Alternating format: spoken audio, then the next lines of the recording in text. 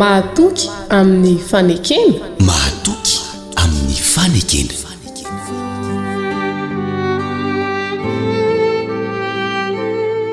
Eo apelatanan'Andriamanitra avokoa ny momba rehetra, izandray no loha hevitra androany. Eo apelatanan'Andriamanitra avokoa ny momba rehetra, ny mpanompon'Andriamanitra Piero Rafitinjanary no mizara ny tenin'Andriamanitra aminao anatin'izao zanam-pandarana izao.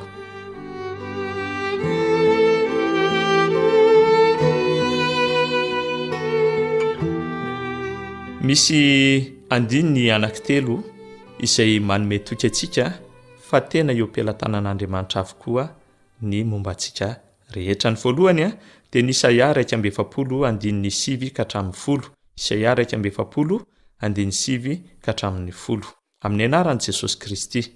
Ianao izay efa notantanako avy tany amin'ny farany tany, ary nantsoko avy tany an-tsisiny ka nilazako hoe, mpanompoka ianao, efa nofidiako ka tsy mba nariko. Aza matahotra ianao fa momba anao aho, ary aza mieritreritra foana fa izao no Andriamanitra ao. Mampahery anao aho sady mamonjy anao, eny mitantana anao amin'ny tanana ankavanan'ny fahamarinako aho. Andriamanitra dia niantso antsika, ary tsy hoe nantsony fotsiny, nantsony, fa raisin'Andriamanitra eo am-pelatanana ny fikarakarana antsika amin'ny mahasanany antsika. Isaia 5:12-12. Isaia 5:12-12. Izao no lazain'i Jehova, ny iray masin'i Israely, dia ninamorona azy, ny amin'ny zavatra ho avy no anontanio ahy, ary ny zanako sy ny asan'ny tanako dia aoka ho adidiko ihany. Izaho no nanao ny tany sy nahary ny olona rehetra eo amboniny, ny tanako ihany no namelatra ny lanitra sy nandahatra ny eny amin'ny rehetra.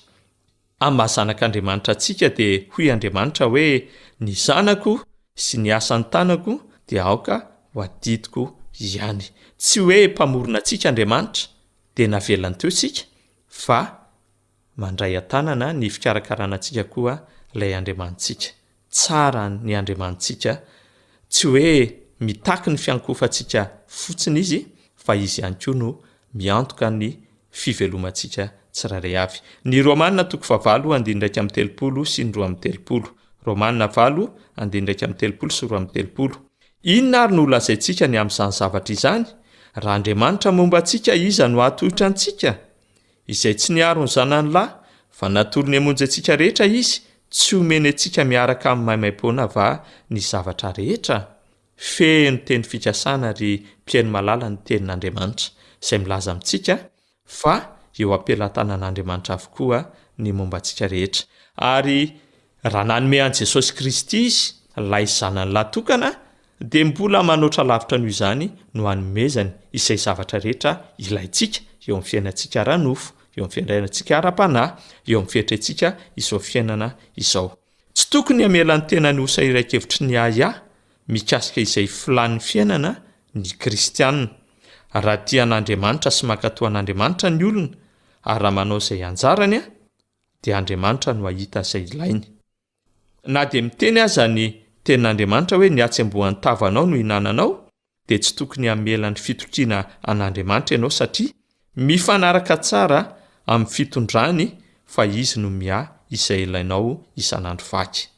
Mirakitra fanomezan-tsiny ho an'ny saina feno ahiahy, mirakitra fanomezan-tsiny ho an'ny adi-tsaina sy ny fisalasalana ary ny tsy fisian'ny finoana.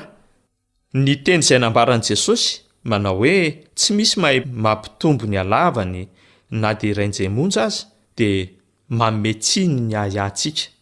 Indraindray tsika feno fanahiana, feno adi-tsaina, feno fisalasalana ary tsy manam-pinoana. Kanefa hoy Jesosy manao hoe na inona fiahiahinao, na inona tebotebotsainao, ianao dia tsy afaka ny ampitombo ny tenanao, tsy afaka ampitombo ny harenao, fa Andriamanitra no miantoka ny zavatra rehetra. Atao fotsiny adidinao ary matokian'Andriamanitra fa fantany tsara ny zavatra tena ilainao. Ny vavaka tokony ataonao dia hoe ny saotra an'Andriamanitra no ny teny fikasany fa izy no miantoka ny fiainanao, ary aoka ianao hangataka mba hahafahanao mitoko tanteraka ny amin'ny fitondran'Andriamanitra. Amen.